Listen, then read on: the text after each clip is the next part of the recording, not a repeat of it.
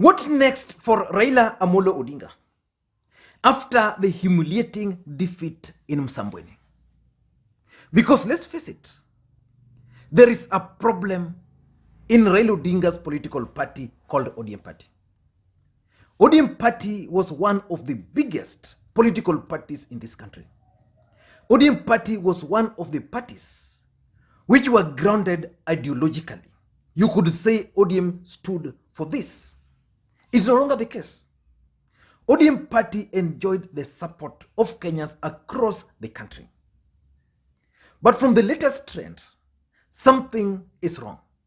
And ODM Party must go back to the basics and do a SWOT analysis and figure out what really happened.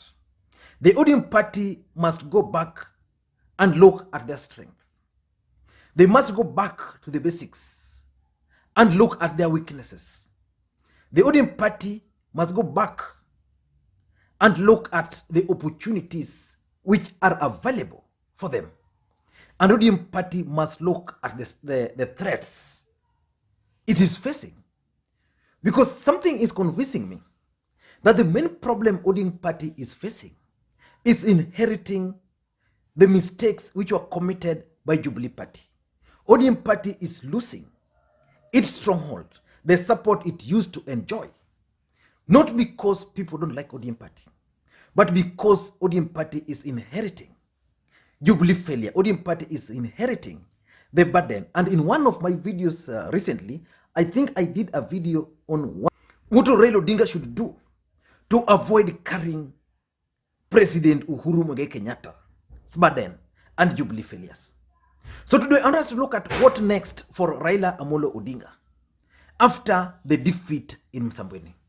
But if you are watching this channel for the first time, I want to ask you to just take a second or two and click the subscribe button so that next time we produce a video like this, YouTube will automatically notify you. Because what we do on this channel is that we analyze politics. So at least there's something which you will definitely get out of this channel. Now back to the main issue. Back to the main issue. What next for Raila Amolo Odinga? I want to be very brief. And I want you to refer to another post which I've just read on Wafula Buke's Facebook page. Because the post by Wafula Buke is actually capturing most of the things which I want to say here. Number one, Raila Odinga must reconsider his strategies for his strongholds. The coastal region has always been Raila Odinga's stronghold. The coastal region supported Raila Odinga in 2007 fully. They supported Raila Odinga in 2013 fully. And they supported Raila Odinga again in 2017. What's happening now? So Raila Odinga must reconsider his strategies at the coast. And not only at the coast. He must reconsider his strategy in his strongholds. You go to Western Kenya, Raila Odinga used to enjoy massive support in that area. In the last election, for example, in Kakamega, ODM Party only managed to win one parliamentary seat, despite the fact that ODM Party enjoys massive support in that region. So which means there's something which is wrong. Either messaging or the people he trusts to deliver. You go to Msambweni or the coastal region. In Kwale County, that's the county where Raila Odinga got the highest percentage of votes in the last election. And in Kwale, ODM Party only managed to win 2 parliamentary seats. The one which was won by Dori, and I think the Kinango one, which was won by someone who is now, I can't remember the name, but is now defected. I think it's called Tandaza or somebody. He has now defected to Team Tangatanga. So as we speak today in Kwale, apart from the women rep, there is no any other member of parliament who is standing with Raila Amolo Odinga. So the question is, what's wrong? There must be something. So Raila Odinga must reconsider his strategies. The strategy he used, like if the people of the coastal region used to like him because he was clear on ideology that he wanted to fight for their rights. But now he's not doing that. Then he must go back to the drawing board and reconsider that strategy. Number two, I think Raila Odinga must now accept that ODM party is being destroyed. So he must allow the grassroots to be reactivated. In this country, I've always maintained on this platform that there are only two political parties. There's ODM party and there's Jubilee. There's ODM party and there is CANU. Those are the only parties where you can see their supporters proudly donning their colors. Jubilee party, you can't see Jubilee members donning Jubilee t-shirts or going to the shop to design those shirts or even dresses. But ODM and KANU are unique. So Raila Odinga must now focus from Orange House to the grassroots. In Msambweni, the ODM grassroots officials were not involved in this particular election. The ODM county chairperson for Kwale is on record as having said that he did not even know how agents were recruited. He didn't even know some of those agents. But this is a party with structures. So that the party itself would have, because according to ODM party, they have structures moving up to the polling station. So in each polling station, they have officials. And you know, ODM party, according to the way it's structured, it has 40 officials. So which means at any given polling station, ODM party has 40 members in this country. That's the truth.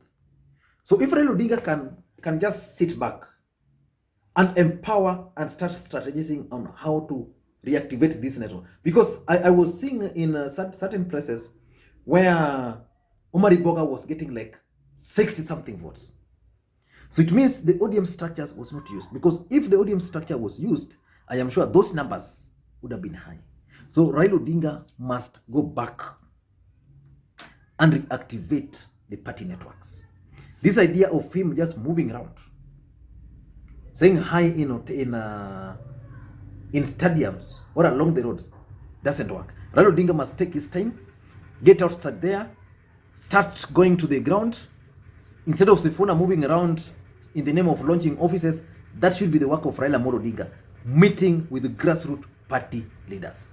The question I want to pose to those who are handling Raila Odinga, when was the last time Raila Odinga held a meeting or met with party officials from any county? I saw him, he did that in Kakamega, but where else? Where else? Number three, the third thing he must do, he must ensure that at any given election in this country, ODM party is allowed to conduct party nominations. That's simple. Without conducting party nominations, ODM party is dead. If you look at the by-elections in this country, there is no single by-election where ODM has ever conducted nominations and ended up losing. ODM party has only lost or has always lost whenever they don't conduct party nominations. The question I'm seeing people asking is, was Boga really a strong candidate or someone misled the ODM party? Was he the strongest candidate if nominations were to be conducted fairly? Or they just based his nomination on the fact that he was a strong candidate in the last election?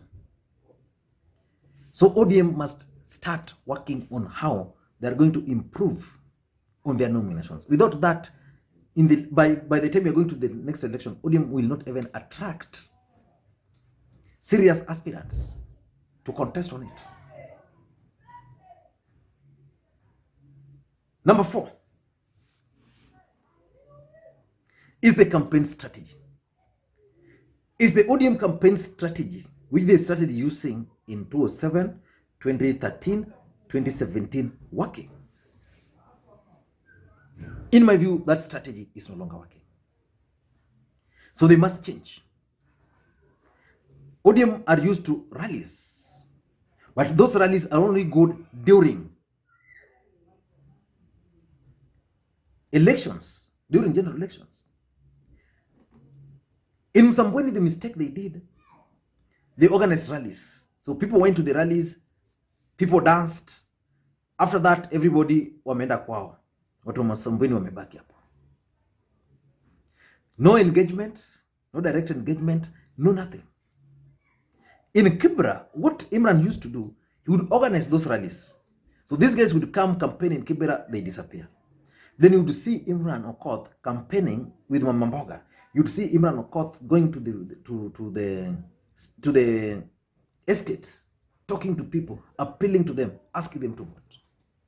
So in the next by-election, because we have some by-elections coming up, and I'm sure ODM party might decide to contest, in my considered opinion, they should not even go for rallies. They should embark on just talking to people, pale kwa ground.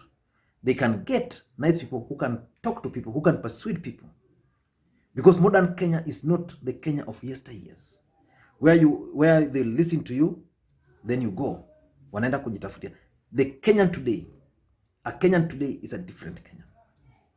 So they must start direct engagement with the people. Number 6 is the handshake. Is handshake good for Raila Odinga or is it bad? Raila Odinga must figure out if the handshake is good for him, then I think it's okay. But if the handshake is not working for him, then he must re-strategize. He must re-strategize. Because, through handshake, it's going to depend on the system, intelligence, briefs, and the rest. But is that handshake good for his politics? And lastly, is this politics of kingpins. A very old method of doing things. Such that when you have Joho as your point person at the coast, then you trust him with everything. When you have Janet Ongera in Kisii as the point person, then you trust Janet Ongera with everything. To an extent that like in Kisii, in the last election, Janet Ongera, who was the point person, missed big time. Now we don't even have members of parliament in Kisii on ODM, Kisii County. Something which could have been easily avoided, because normally those who defeat ODM party are people who defected, or who are in ODM party, tried contesting, and they realized that they were not being favored, and then they left. So this idea of kingpins must stop. If we can agree to stop it, then Joho and Kingi would be working together. In Msambweni, these guys were not working together. They were not working together. This idea of kingpin is going to end just like that. So Raila Odinga must start figuring out the best strategies for him, but not with the kingpins. Some of these kingpins are useless people. You heard Ojamong spoke the other day. We have so many of them here who are just a burden to Raila Odinga. So he must agree that some of these guys are my friends, but the kingpins is something he must do with as a matter of urgency. I don't know what you think. That's my take. Thank you guys, and please, if you're watching this video for the first time again, please take a second or two and click the subscribe button so that next time we produce a video like this, YouTube will automatically notify you. Thank you guys, and please may you have a good day.